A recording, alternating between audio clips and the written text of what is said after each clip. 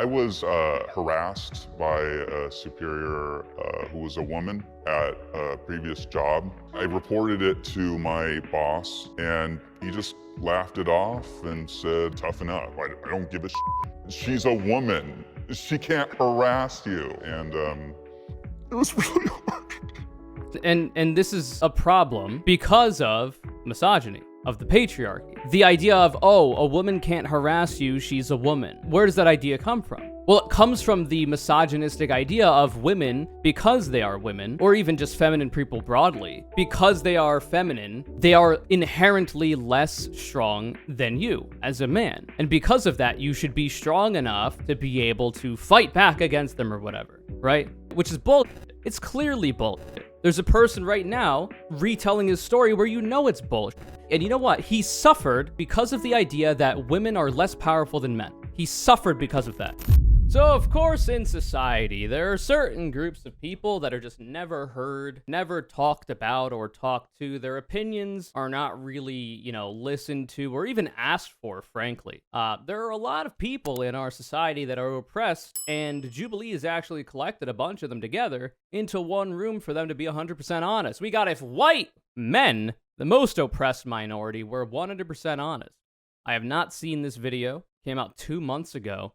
But I figure we should let this minority group speak because, frankly, society doesn't want to hear it. Let's see what's up. We brought together 7 strangers, protected their identities, and created a space for them to be completely honest. Welcome to 4chan, everybody. What will be revealed when they take the mask off? Everyone is racist, including me. Lamau. All right, so since I was a white man once, I transitioned into a white F slur, but I used to be a white man, so I'm going to have to answer no. I don't think so. Now, I will say that there are societal pressures that will push people toward being racist, especially white people, because, if you live in a society that was founded as a white supremacist patriarchal system where white landowning men were the only people who could participate in democracy, so it's not really a democracy. And that has not been addressed in the way that it should have. There was a civil war in this country where the South tried to be treasonous losers and secede, the so-called master race, just because they wanted to keep their slaves, because they built their economy around not paying laborers. Seems like a skill issue. Maybe you should have adapted to the times better. Instead of trying to secede, so-called master race fought one war and lost. But Reconstruction was halted after Abraham Lincoln got yoinked, and his white supremacist VP completely stifled it. So we didn't have the kind of Reconstruction in the United States of America, and as a result, there are a lot of systemic and social forces that push people to be racist. Because if you are of the privileged group that society has given said privileges, unless you're poor, of course, then you're going to want to keep that. And the way you keep that is by holding up this hierarchy of, oh, white people are better because reasons. It's stupid. So unlearning all that, if you're taught it, if you grew up in like a conservative area, and trying to be a better person is not easy. But people can do it. You can too if you're watching this. Whitey, I believe in you. So I don't think everyone is racist. I know I'm not. Let's see what they say. Oh, for full disclosure, I am half Latino, but I am white. I am the beneficiary of white privilege. I am white by almost any people who see me until they learn more about me. If they're sufficiently racist when they hear my names, which are very Latino, then they might change their tune, which has happened. But generally speaking, I am also one of you see slurs. I'm not, nobody Nice! We got 4 disagreeers. Feels good, man. wants to think of themselves as racist, and I don't think that I'm racist in the way that I think. But you we think agreed. about racism, but I think I took the question as these inherent biases that everybody has, and I think most of the time, most people are not aware of this. It's weird. I think there's this new generational divide of Oh, you boy. are a racist or you said a racist thing. And I don't know where the line is. You might say something a little racist or something you don't see as racist, someone calls you out and you're like, oh, I'm so sorry, apologize. And if you Okay. argue that point, against them, then I would say you're a racist. But if you understand, or you come to understanding, you learn, everyone should be able to forgive that person and be like, no, you made a mistake. People make mistakes. I don't know. I feel like it's a binary. So this person is saying that they agree that everybody has, like, because of the way they're brought up in society, that still has a fair amount of racism in it, some inherent biases because of that upbringing. I hope they mean because of social forces and not like biological ones, because that's absurd. I guess I can see where you're coming from, but I don't know. Like, as long as like somebody's like, "Yo, that was cringe. That was kind of racist, man," and you're like, "Oh, how so? I was not aware." And you learn from that, like they say, and there you go. You don't do it again. Bada bing, bada boom. You're back. I think a really important thing that kind of is tough with cancel culture right now is that road to redemption. And so after you've said something wrong, how do you make yourself right again in the public sphere? Idubbbz has done this. That's a person who we've seen recently. A lot of far-right people on the internet were really mad at him and continue to be, because he talked about how he was attracting a lot of people that were very racist, in an Anthony Padilla interview. Let me see. Maybe I can find that clip. I know I retweeted it. Aha! There you go. This person wrote, "Dude is a jerk." I wrote, "In this thread, a bunch of people who can't possibly grasp the idea of someone changing and growing as a person." So notice, this is saying, "Dude is a jerk." And this is the clip. Are you ready? Ready for this absolute mean clip from idubbbz on the Anthony Padilla program? Did not like the interactions that I had with fans. There were quite a few human beings that I interacted with that just sucked because I attracted a lot of people who sucked. Some people were very much like antisocial, weird, basement dwellers. The one time a month that they come out of their cave and they run into me, their favorite YouTuber. And what would they say? What would they do? Things that I am certainly not going to repeat. I'm talking bad words. Words that we only say by describing the first letter? Yeah, exactly. Boy, man, what a powerful way of putting it. Yeah.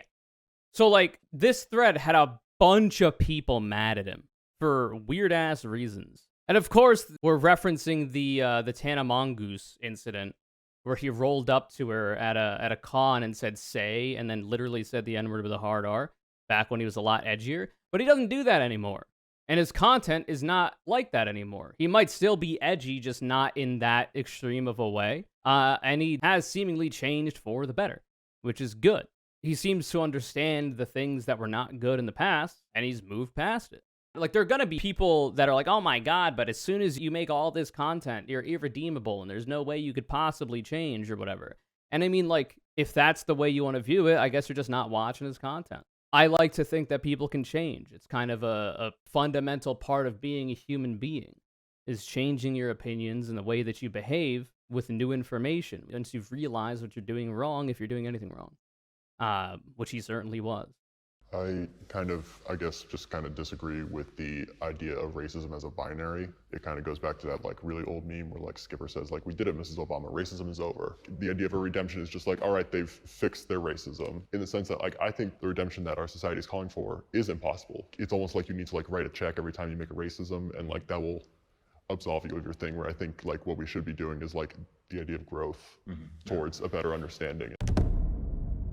I feel like the best way you can do that is by being actively anti-racist, right? Like, so like if you have a racist past, being actively anti-racist is probably the best way. Like, checking the people around you, if they happen to like say some racist shit or do some racist shit, be like, "Bro, that's cringe," And that's like in your interpersonal life, or like, I guess through electoralism, you can vote for politicians that are trying to put in place policies that would benefit a variety of marginalized groups. Participating in protest, even, you could do. There's a whole bunch of stuff that you could do to be actively anti-racist in your day-to-day life, that I think people over time would be like, okay, like, not only has this person changed in terms of how they act when it comes to those past racist comments, but they're actually working to, at a systemic level, at a societal level, try to make changes that benefit oppressed groups that they might previously have been bigoted toward. I think that's pretty good. I have struggled with my sexuality. For me, I will say yes. I grew up in a very conservative area. I've got a fairly socially conservative family.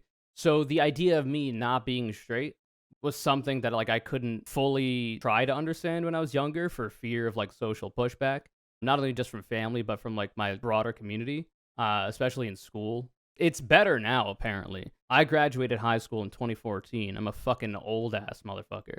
So back in my day, there was like 1 or 2 gay people that were out as gay in my high school even, and they got a lot of shit for it, unfortunately. Apparently it's better now. Obviously it's not going to be perfect, but apparently it's better now for younger millennials and Gen Z, which is good to hear. So because of those reasons, it was difficult for me to like even think about, oh, may I not be straight? Who knows?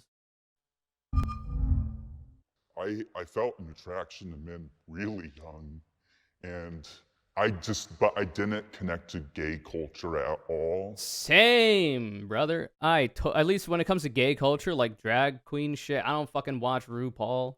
I guess like I don't think I don't dress like a stereotypical gay man, right?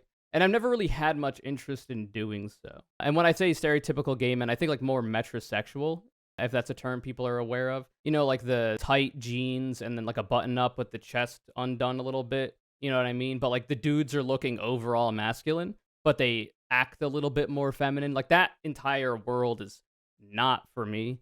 As you could tell, like I talk the way I talk. I have a very masculine way of speaking and voice and like the way that I behave, personality. So like I don't really vibe with broader gay culture. Now, of course, that's shifting. And I do fit into like a certain niche of like transgender kind of gay space. And I've got some friends like that, which is PogChamp. But for when I was a lot younger and those like more niche communities are not available, I do not like connect to it at all, which is also another thing that made it difficult for me to understand that I might be not heterosexual, right? And I was like, I'm either straight or gay. It can't be another one. So I very consciously put myself in the closet, and you know, I didn't feel confidence to like be my own person. You know, obviously in high school. And slowly but surely, I started to come out to more people and talk about my experience and stuff. But people come out of the closet. That's one thing. That's the second step. The first step is like really kind of like acknowledging it and like loving yourself. And that was the hardest part for me. And I'm pretty good now. Nice. I'm happy and bi. Now very comfortable with my sexuality, and you know, I know it's a spectrum, but I think I'm for the most part straight. I struggled with depression for a long time, and I think one of the side effects of that for me was I fell into an eating disorder, and I got really skinny, and because I was struggling with an eating disorder, it made me, for some reason, question my sexuality. That's interesting. And I understand how messed up that is now. I started to ask myself, why did you associate that one with the other? And I think it was because it's just not largely talked about with straight men that we can still struggle with mental health and eating disorders. Completely apropos of nothing, content warning, conversation of suicide. Before I went to bed at the ripe hour of 7 or 8 a.m., I saw this tweet from Jordan Peterson where he's quote tweeting. And by the way, this is Jordan Peterson. This is supposed to be like the man's man. This is supposed to be the psychiatrist that is literally targeting men, young men as his demographic and being like, yo, young men, the world does not give you a fair shake. And like he literally cries in public. Jordan Peterson does. And I think that's actually a cool thing that he lets himself do. Now, I think he cries at weird moments and he's very cringe about it, unfortunately. But like the fact that he as a man is willing to cry in public, that's a cool thing because broadly speaking, men are told not to cry, not to show emotion, bottle it up, and then take it out on your fucking wife in the future. You know, that's what they're told to do. And it's not good. But I see this, and Jordan Peterson is quote tweeting this World Health Organization tweet that says, if you think someone may be considering suicide, remember, many people think about suicide at some point in their lives. Suicidal thoughts and behaviors are signs of severe emotional distress, not weakness. It is possible to get better. Now, I think that's a fine statement, right? To say that, yo, you know, suicide is not good. You shouldn't do it. However, you're not an irredeemable piece of shit if you've had those kinds of thoughts, because a lot of people have. The most important part is understanding that you're having those thoughts and then trying to find the proper mental health resources to try to get yourself out of that. Because, ending your own life, not usually a good play. I don't think so. It might be a controversial statement. And I think any normal person who looks like this is like, yeah, I'm a man. I'm very manly. I pride myself in my masculinity. And, I have had these kinds of thoughts because, literally the rate of suicide of young men and men generally is very high. Very high. And it's not good. So, the idea that a masculine dude will see this and be like, yeah, I think I'm pretty strong emotionally, but, I've had these thoughts sometimes and maybe I should get help. Maybe I'm not a piece of shit for feeling this way. Because telling people that, it's a sin to kill yourself and you're a fucking loser if you even think about it, is only going to make the problem worse. But, not normal people like Jordan Peterson, fucking deranged freaks, see a post like this and go, suicide prevention advertising increases suicide prevalence by advertising it as an option. Surprise, surprise. What the hell are you talking about? Brother, you need help. If you are seeing posts saying, yo, suicide ain't good, but you're not a piece of shit for doing it, and you should get help, and that makes you feel like you want to commit suicide more, you need to get mental health, brother. You are a threat to yourself. Because people who are looking at this should not be having that response. I feel like the only way you're going to have that response is if you have had those kinds of thoughts, and you need to get help. The idea that advertising that suicide is bad and there are things you can do to avoid it, and you should do to avoid it, makes it more likely by advertising it as an option? What the fuck does that even mean? I reply, totally, brother. We also shouldn't have laws because if we tell people there are bad things they shouldn't do, then that just advertises crime as an option. Why are we going to tell people that there are bad things they shouldn't do? That's just going to put it in their head that they should do it. Are you fucking insane? So I think this is a cry for help. But otherwise, where does your mind have to be to see this as oh, this is some WHO conspiracy theory to try to increase the rate of suicide in the population? You got problems, man. You gotta figure your shit out. For as much as this dude has been credited for telling dudes to wash their dicks and clean their rooms, and is a paragon of self-help for young men by telling them literally shit you could hear from anybody, the idea that you would respond to a post like this with unironic toxic masculinity, at least that's what I'm inferring here, oh, we shouldn't even talk about it, is ridiculous to me. It's another big issue the right has with mental health. Yeah, because I think they like it when their base is mentally unstable, because it makes them easier to control through fear, through disgust responses, and it also increases the likelihood that they go out and do violent acts, which, if you've seen the data, we've cited it many times, the grand majority of domestic extremist-related murders in the United States of America over the last decade, of around 400 plus, have been committed by far-right people, by white supremacists. So it's this is a problem we gotta fix. Normal, well-adjusted, mentally sane people are not going out and committing extremist murders, man. Seems like there's something we gotta do here. We gotta fix this issue. Not just for the good of broader society, but for the good of these young men. There's no way to be living your life.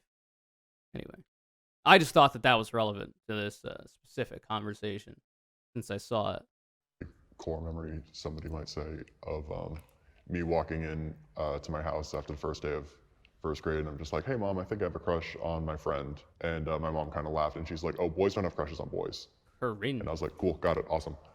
Just put that in the back of my mind. And I'm still working with the idea that if I have a crush on a man, that's not inherently disgusting, because what's more disgusting than a man wanting you? Or like you said, connecting to the Also, what's more masculine than being desired by another man?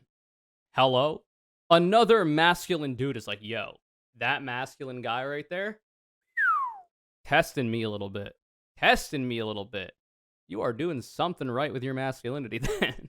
Gay community, unless you fit it seems the tiniest of boxes, is really hard. And even now, I went out last night and I had somebody that I kind of caught my eye, but I had no idea how to approach that. It's everybody else got a manual and 17 easy steps to not have social anxiety when in the club. And I'm just I guess I was sick that day. I didn't get that class. I didn't sign up for it on LinkedIn. Just, sorry, I'm using humor to cover it up. I went up to a guy and said, you're so handsome. And I was like, oh my God, that sounds like I'm an old woman. You know, they're like, you're so handsome. It's one of those things where it's like, oh, obviously don't say that, but it's like, okay, but then what do you say? Yeah. Because like, do I not think that he's handsome? I don't know. Yeah. And I think the conflict you have there, I don't know if he's described it yet, is that like you don't know if that dude is gay or bi or whatever, and you also don't know if that dude will be offended if you approach him, right? And motherfuckers get violent if they're homophobic sometimes. If they have like fragile masculinity and fragile heterosexuality, they get violent real quickly. So it's like I can understand it being a difficult situation. I'm surprised we didn't hear much from the disagreeers. Because I don't know, it feels like the people we're getting here, at least so far, don't seem to be a lot of like far right people in this, which is unfortunate for me because I like to disagree with people, Lamau. So I figured most of the people who disagreed with 5, I've struggled with my sexuality, were just like, no, I'm just straight, but I don't care if you're gay or something like that, right? Because like we watched if Christians were 100% honest, and those motherfuckers were bad. It was not good. So I was expecting something similar because that's content. And obviously Jubilee is going to select for people that are going to give that kind of vitriolic content, but I'm surprised we're not really seeing it yet. Have you ever been confused by consent before?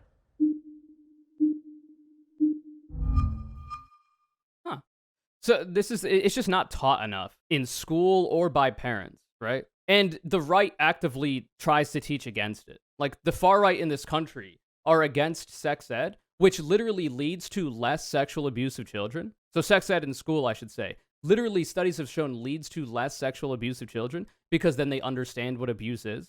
There are a lot of stories of people who have been abused as kids who did not know they were until they learned later in life that what they went through was actually abusive.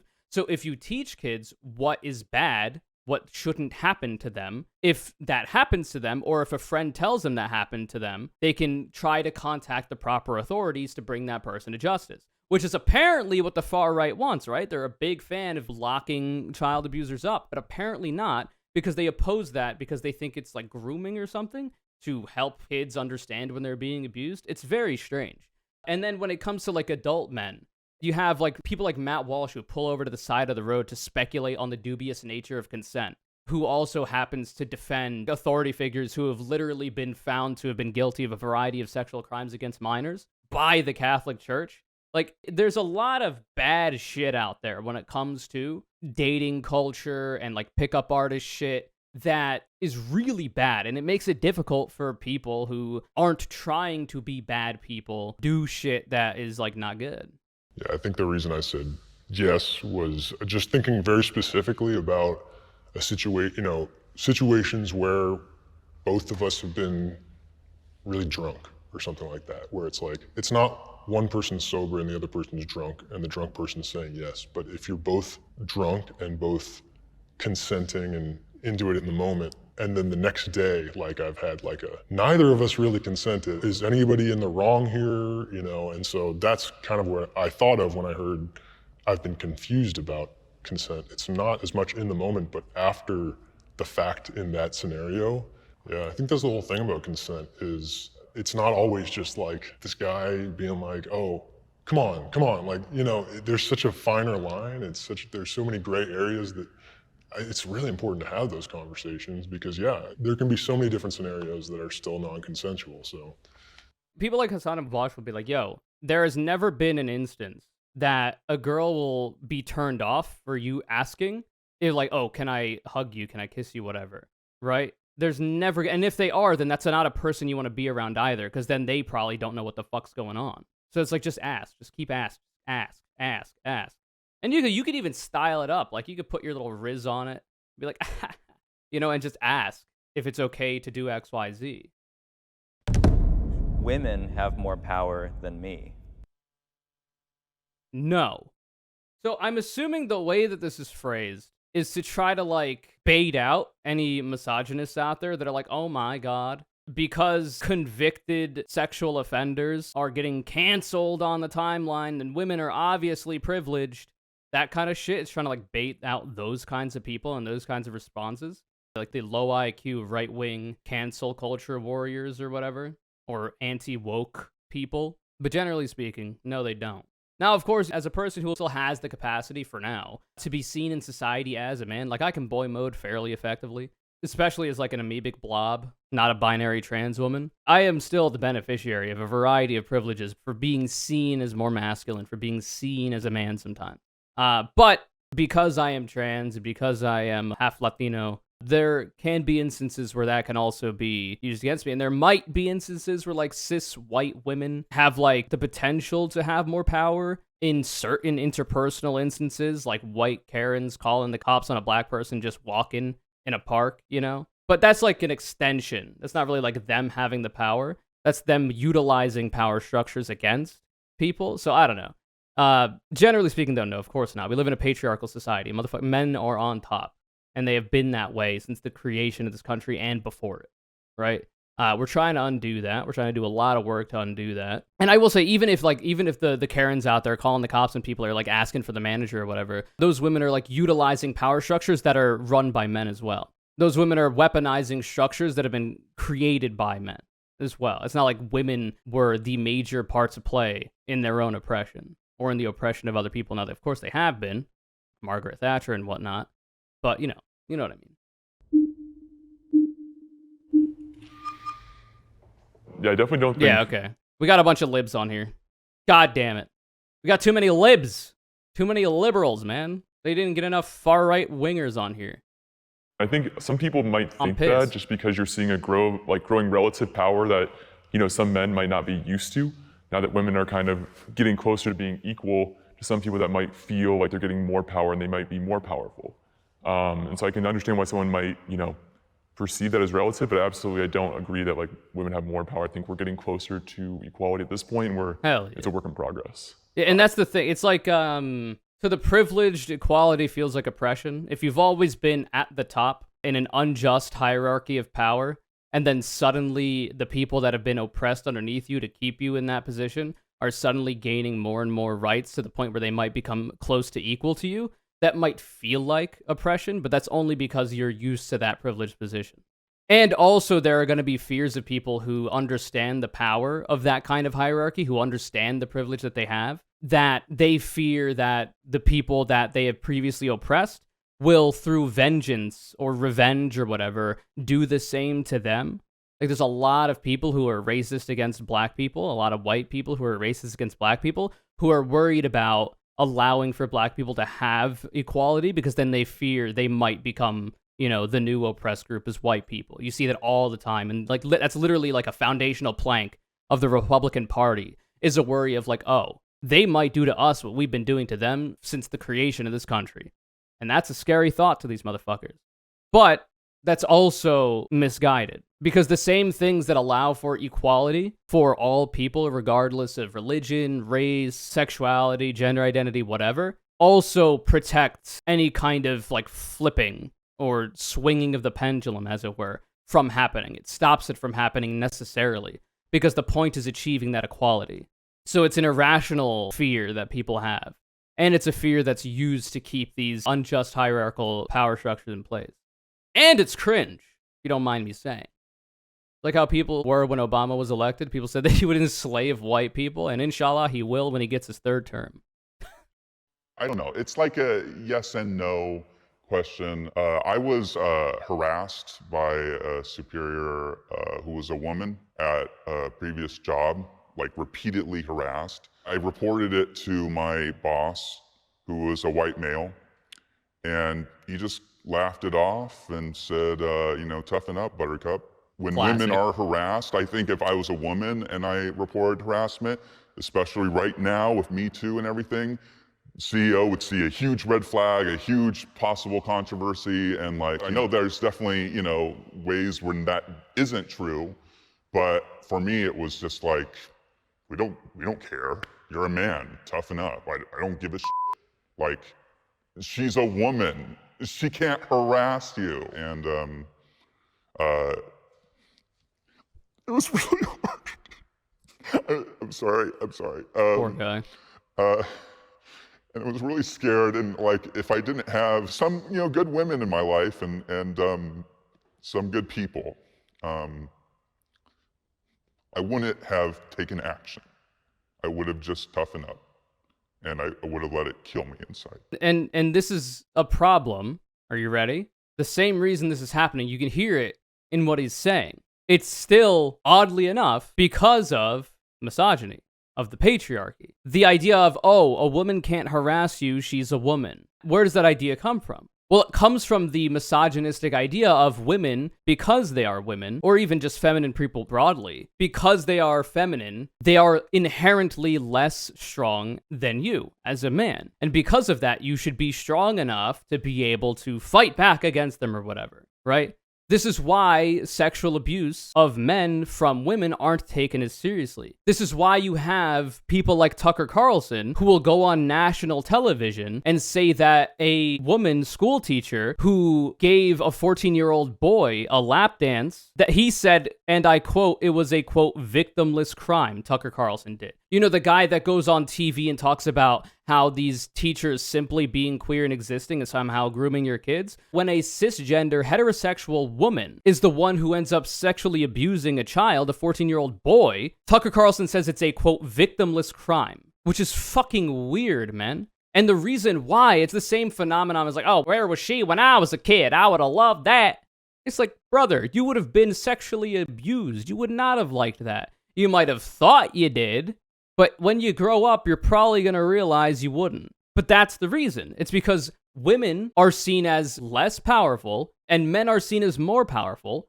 And because of that, men can't possibly be abused by a weaker person, a woman, right? Which is bullshit. It's clearly bullshit. There's a person right now retelling his story where you know it's bullshit. And you know what? He suffered because of that. He suffered because of the idea that women are less powerful than men. He suffered because of that. Like, you played yourself. And it's not to say that he is guilty of the sins of his father. And he's certainly not here because he's pointing it out. But if you, as a man, are worried about that, but you continue to go on and repeat the mistakes of the past and reinforce this idea that men are inherently better than women, then you played yourself. So you have to operate against it. You have to try to achieve equality so that when these kinds of things happen, people actually take you seriously. This is not blaming the victim. He's a victim in more ways than people watching might even understand without me explaining all this. It's a vicious cycle. Not good. I've had fantasies. God.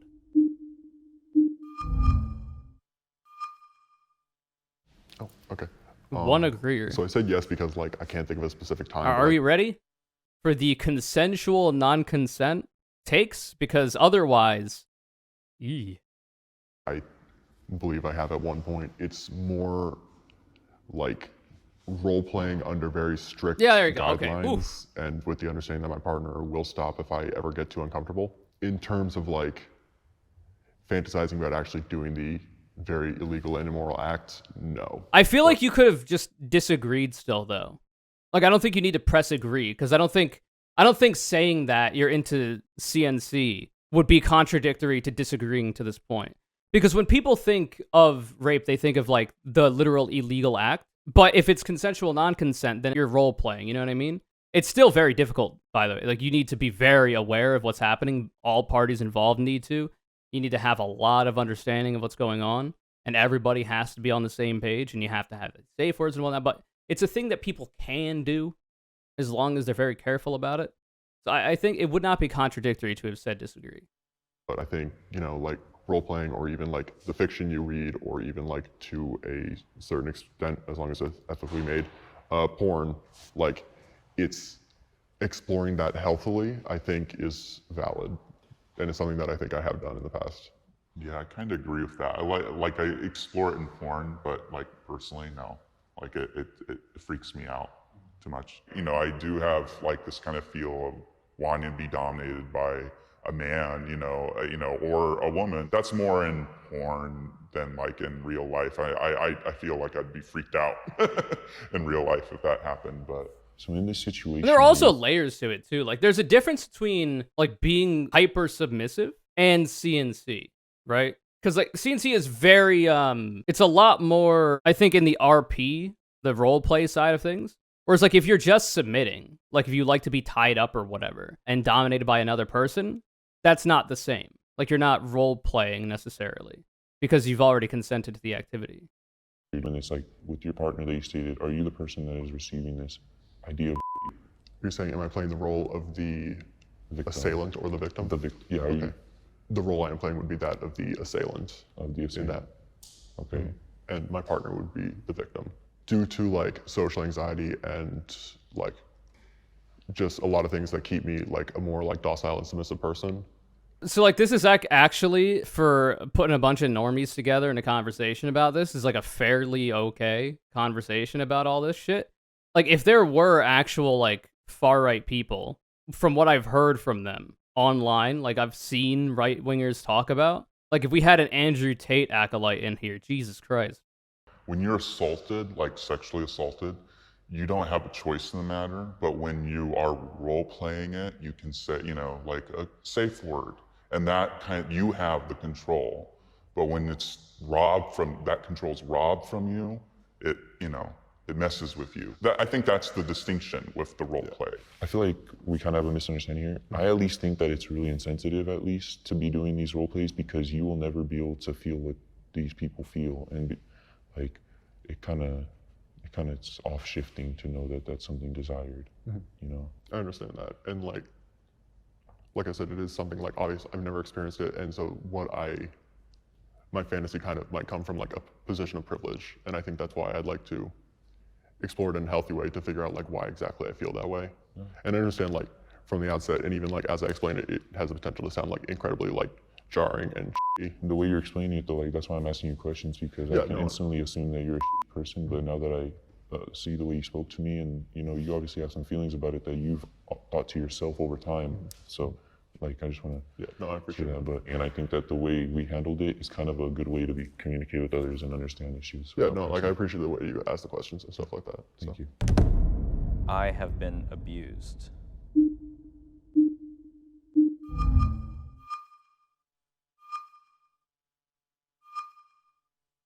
Yeah, I mean, I've been... So I'm not gonna lie to you.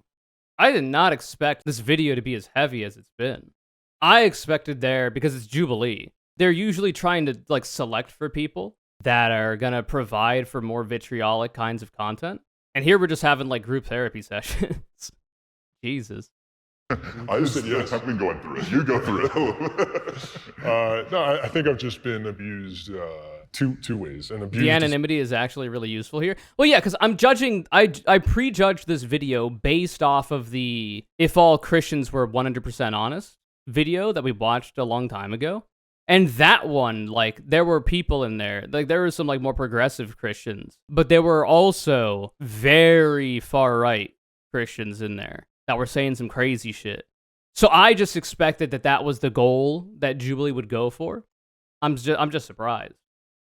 Again, like, can mean so many things. So I've been abused emotionally in a relationship, but not physically or sexually, but definitely emotionally. And then I've been abused as like an employee to an employer. Again, not sexually or physically. Just really quick, I will say that it is better that Jubilee did this in this way, because like the anonymity is useful here. Like there will be times where there'll be men who have been abused that like deny that they were because of like toxic masculinity shit, or will not even understand that they were because of that. And the fact that people can be anonymous in this video would definitely help with that. Like, I would imagine if they weren't, people would be less likely to actually talk about their experiences.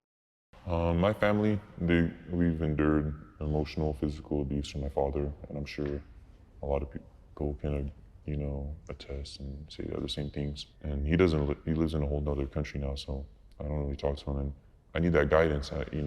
When I'm going from 14 to 18 years old, that's like a really influential time. So it's really hard to have to deal with that on your own. The worst part was when I told him about some of the issues I had, because I didn't have him because of the way he, hurt me. He kind of just said, "Yo, that's your fault. Like, you can't blame me for that and put it on me." I think this kind of ties into, I want to bring it in how sometimes I feel like as a white man, I can't really talk about my problems because you're always been taught to suck it up. And I'm sure all of us have been told that multiple times in your life. Oh yeah. Suck it up. Buttercup, I heard over here one. So yeah, for you, I remember with your boss telling you that, that wasn't valid and that's not fair.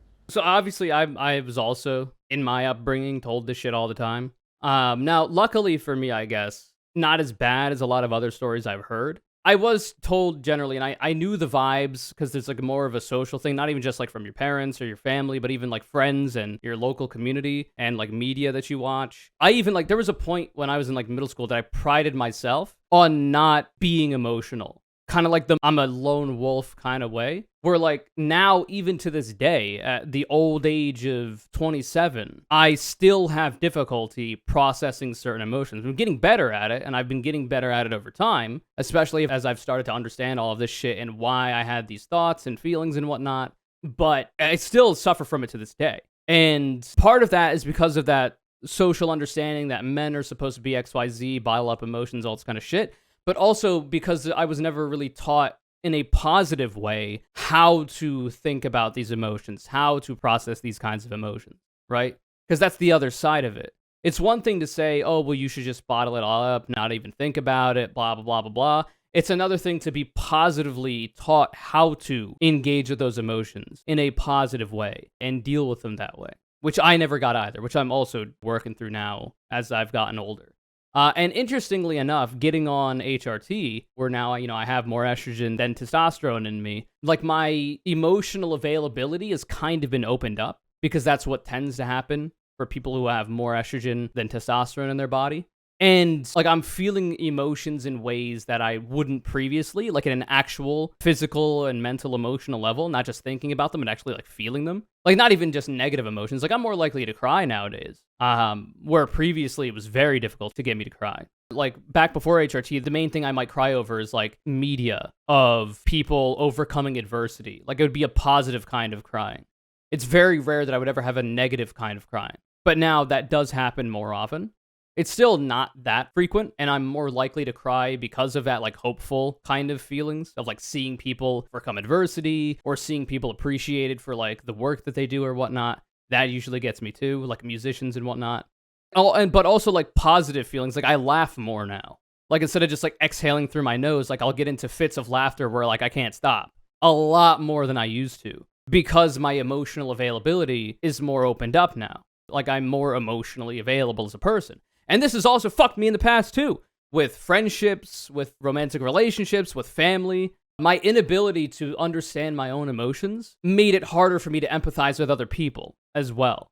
Which made it harder for me to be there for people when they needed me to be. Which is not good for any party involved.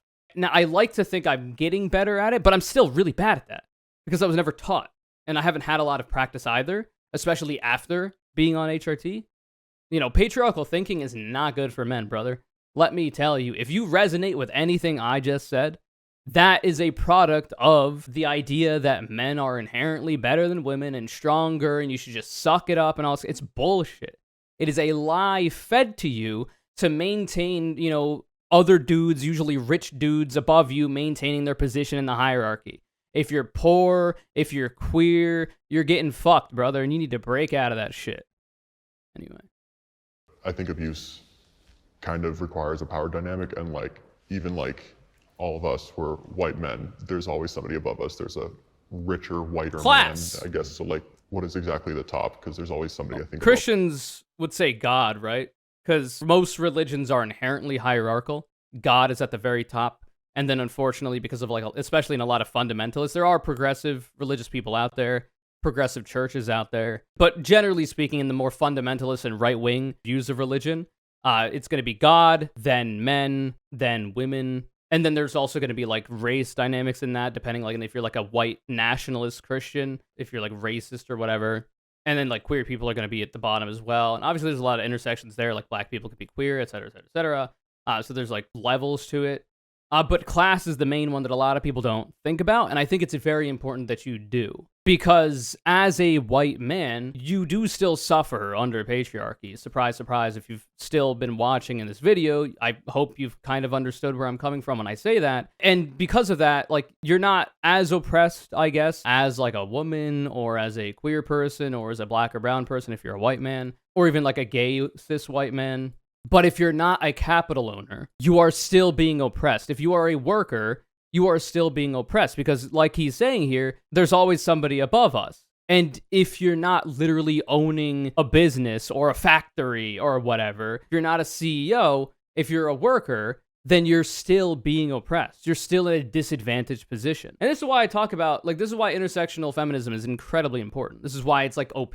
And I've talked about this in videos before.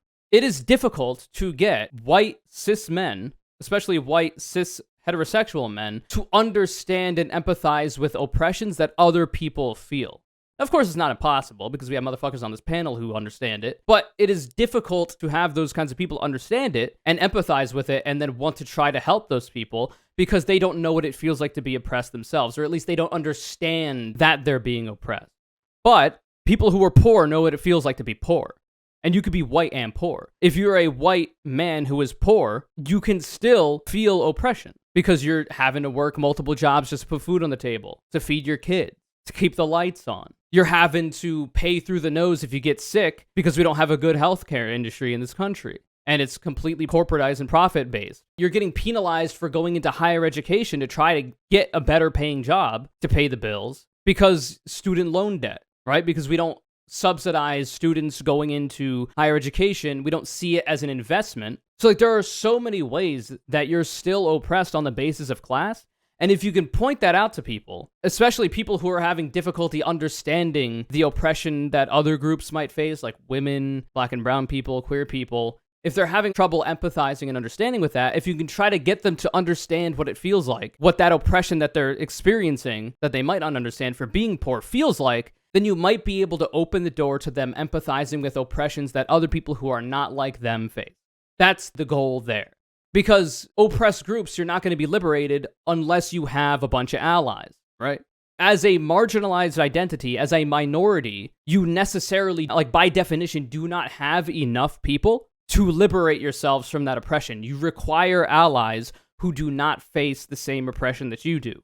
So you need to find ways to try to convince people to come over to your side. And luckily, as a society, we're getting better at that, and understanding class-based oppression is a big way to do that. So this is really good to see.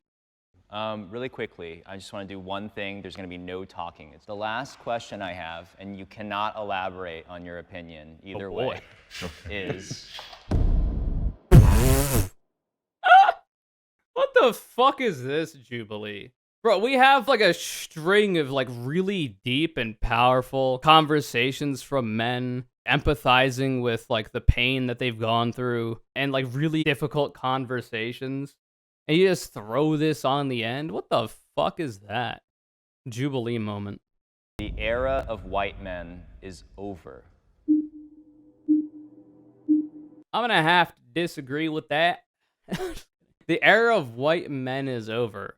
No, it's not actually, because we still live in a patriarchal society, and we still live in one that privileges white people.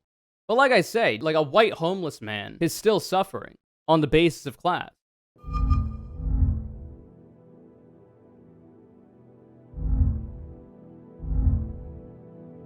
So the era of white men is over. 5 of them agreed, 2 disagreed. Era of white men is over. So if they agree with that, how are you going to interpret that? So of course the point of the ending, I guess, here is that you can't elaborate. I'm trying to think about, because these people seem to be more progressive, at least from a lot of the shit that they said. It seems like they're more progressive than what I expected, certainly going into it. What does the question even mean? Well, you're supposed to interpret it in whatever way. So I'm trying to think of like how you would interpret that if you're agreeing with it. Because I disagree that the era of white men is over. Because of the patriarchal white supremacist power structures of our society, in the United States at least. And I would like to undo that, all right? I would like to achieve equality for all people, no matter your race, gender identity, sexuality, and class position, right? So because of that, I'm going to say disagree, because we haven't reached that equality yet. So white men are still a hegemonic, power demographic. Not to say that they don't suffer, obviously, because I'd had a whole diatribe about that. But for agreeing, like, the obvious things, like the racist side of things, were like, oh, no, white men are actually oppressed now. From what I've heard in this, from the panelists, I don't know which of the panelists would have agreed with that take. I guess you would have to go back to the beginning about everyone is racist, including me, that question. Do they think that racism is over? Like, now people of color have the same opportunities as white people? Maybe they think the question means that. Well, the thing is, like, we're getting closer to equality. We're not there yet, and there's still a shitload of work to be done. But we are moving closer as a society as time goes on, and like no matter how much the Republican politicians bitch and moan and try to drag us backward and regress us, we are steadily getting better, and newer generations are less likely to vote Republican, and are more likely to be less bigoted. So we're getting there, but we're not there yet. I don't know. It's a really dumb question. Really wanted to elaborate on that. Yeah, that's a good one. What a dank meme. But shit. You could tell it's a lot of white men in this panel. Look at this. Look at these fits. Whoops. This fit check. Like if you're going to a place where you're supposed to be anonymous, then yeah, you're gonna wear clothing that like blends in, right? You're not gonna be ostentatious in your fashion sense, because then you might give yourself away. Kind of gives away the anonymity. I'm joking. It's tactical, right? Tactical dripless behavior. Anyway, that was a lot of shit. We'll have to put a content warning in the beginning of this one, I guess, because holy shit, that was a surprisingly. Let's look at the comments. Let's look at the comments. Wait, this is where the real sauce is. The Jubilee comments. Can you please switch the red light to disagree? As a person of color to this day and age, I think everyone should really take racism seriously. That's a bold statement. Not only on white people, but also people of color who take advantage of it just so they can be racist toward other races. I'm sure this happens. It's certainly not to the degree of the systemic racism against non-white people, though. An Asian Pacific Islander being racist as a POC is completely unacceptable. Being part of this newer generation of children, I have been surrounded by white, black, and brown children. All are innocent and aware of the history of their ancestors. The person we don't want them to see on TV is a person of color being plain racist and bully to a white boy. It's not only white people who are being racist anymore. It's all... yeah, there are people of color who can be racist because everybody has the capacity to be racist. There are even black people who are racist against other black people. But like the thing is that it's still bad, but there's a difference between that and the systemic racism that people of color experience, at least in the United States of America, also a lot of other countries as well. That's the difference. Like, we got to stop the interpersonal racism, sure. We also got to stop the systemic racism, which kind of makes a white person calling a black person the N-word with a hard R a little bit more of a cause for concern, even though both are causes for concern. You know, the inverse. Interestingly enough, these comments aren't that bad. For as bad as I've seen Jubilee comments, and I've seen bad Jubilee comments, look at the comment section of any video debating trans issues. Jesus Christ. Right-wingers like to brigade those ones, though, as well. But this is a bunch of white men talking about shit. And usually it's going to be white men who are getting mad about, you know, trans people existing in these comments. At least that's what it seems like, especially in my experience. It's a bunch of people that, like, pride themselves on being part of the so-called white master race. So, like, they're more willing to be charitable watching this. Like, right-wingers would be more willing to be charitable to the people speaking here because they're also white men. And that's kind of the point. It'd be curious to look at if white women were 100% honest, or black women were 100% honest, or if trans people were 100% honest. Shit like that. Because I would imagine those comment sections would be a lot more vitriolic. Wonder if any right-wingers saw the title and just decided to ignore it for grading purposes. Well, you would imagine that right-wingers would want to use this video to be like, oh, look at how, like, civil and reasonable these white people are, and they would hope that they would agree with them, you know? But if the right-wingers actually watched this video, they wouldn't like it, because a lot of what was said in here was actually fairly progressive, at least from what I was expecting. Anyway.